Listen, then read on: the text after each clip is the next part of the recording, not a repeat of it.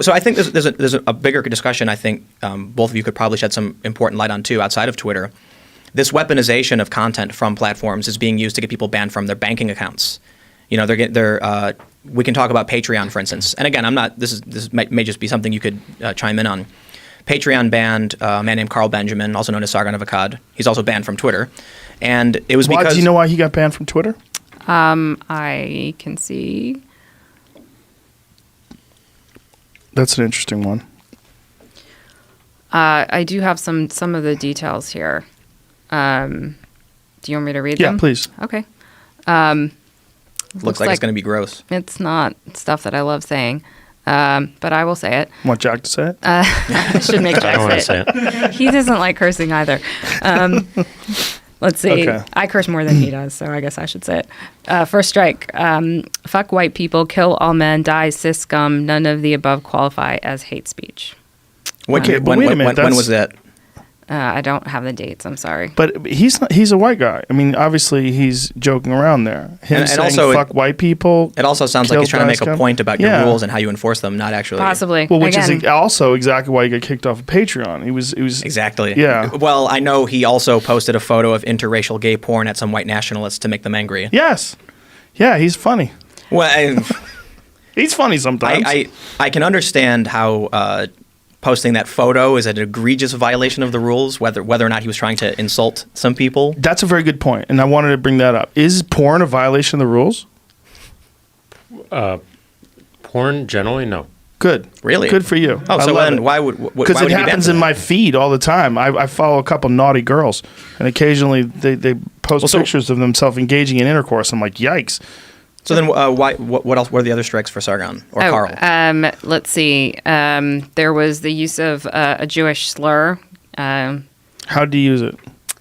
To a person, you traitor, Remainer, white genocide supporting Islamophile, Jewish slur lover. That should keep you going. Hashtag Hitler was right. But these aren't general opinions. These are targeted. These are targeted at somebody. That sounds like he's being like he's making a joke. Yeah, I understand. In context, it sounds like the other one. Like in context, what he's saying, particularly the fact that he's a white guy, that doesn't sound like a racial slur at all. I mean, he's saying fuck white people, and he is white. In context, again, these are tied together. Right. I always knew that person was not to be trusted. That fucking Jewish slur. Oh. So there's a lot. Like, there's a bunch of very things. specific person. He's targeting He's this. Being trying to be very provocative. And he's saying this about a specific Jewish person? I don't know the race of this person. I'm sorry. Right. And this is not but this is not parody. This is not joking around. We didn't view it that way. I'm just telling. I'm not trying to like relitigate all this. I'm just telling you what they were. So you can. I knew he had done things that were like egregious violations of the rules because, plain and simple, I didn't bring him up to, go through it and try and figure out if he, but that it does sound like at least the first one was meant to be a critique of your, so. Potentially, but there are a bunch of others if you want to hear them. More than. Sure. Keep it rolling. This is, again, targeted. This is how I know one day that I'll be throwing you from a helicopter. You're the same kind of malignant cancer. Don't forget it. So there's just, it's not one thing or two things or three things. This is like a bunch of them here. That's delusions of grandeur. Imagine thinking you're going to throw someone from a helicopter. Well, he doesn't bro, really get you in that helicopter. But admittedly, so he's on YouTube by the name of Sargon of Akkad. He's a big account, and I've criticized him for being overly mean in the past, and I think it's exemplified. He definitely gets angry. But he is very different now, and I guess the reason I brought him up was he's very different now. How so? Well, a lot of the content he makes is much calmer. He's less likely to insult someone directly. He's probably recognizing that he's on his last straw. Oh, definitely. I mean, he's been kicked off of Twitter. He's on YouTube. He's probably got to mind his P's and Q's. Oh, the reason I brought him up again, but we'll move on, was that activists found a live stream from 8 months ago. Again, I totally forgot why I was bringing this up because we've moved so far away from where we were. But they pulled a clip from an hour and a half or whatever into a 2-hour live stream on a small channel that only had 2,000 views, sent it to Patreon, and then Patreon said, yep, that's a violation, and banned him outright without warning, which, again, I understand is different from what you guys do. You do suspensions first. But I guess the reason I was bringing it up was to talk about a few things. Why blocking isn't enough, why muting isn't enough, and if you think that it's driving people off the platform, people post my tweets on Reddit.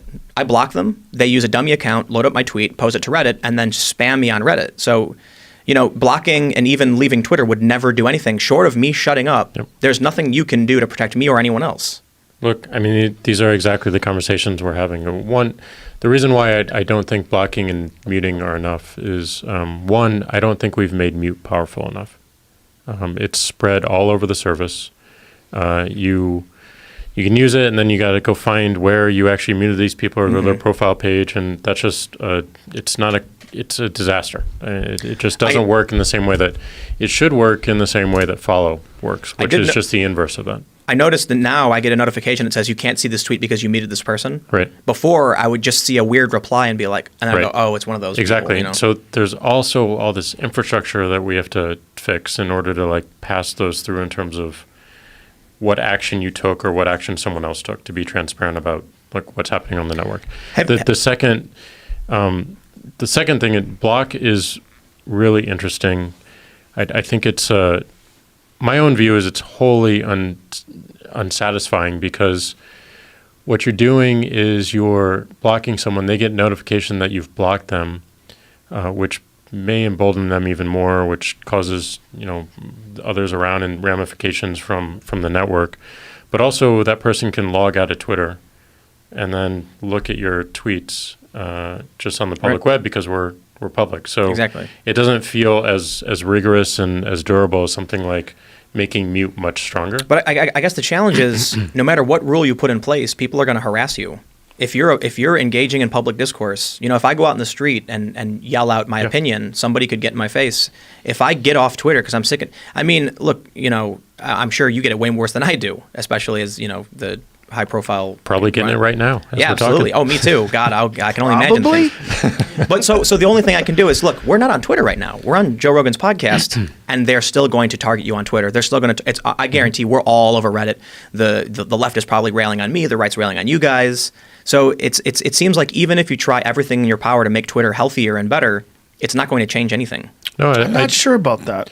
Because one of the things that I do think is that I'm not in favor of a lot of this heavy-handed banning and a lot of the things that have been going on, particularly like a case like the Meghan Murphy case. But what I think that we are doing is we're exploring the idea of civil discourse. We're trying to figure out what's acceptable and what's not acceptable. And you're communicating about this on a very large scale. And it's putting that out there, and then people are discussing it. Whether they agree or disagree, whether they vehemently defend you or hate you, they're discussing this. And I think this is how these things change. And they change over long periods of time. Think about words that were commonplace just a few years ago that you literally can't say anymore. Right. There's so many of them that were extremely commonplace or not even thought to be offensive 10 years ago that now you can get banned off of platforms for. But that's a good point to argue against banning people and to cease enforcing hate speech rules. I agree with that as well. I think it's both things.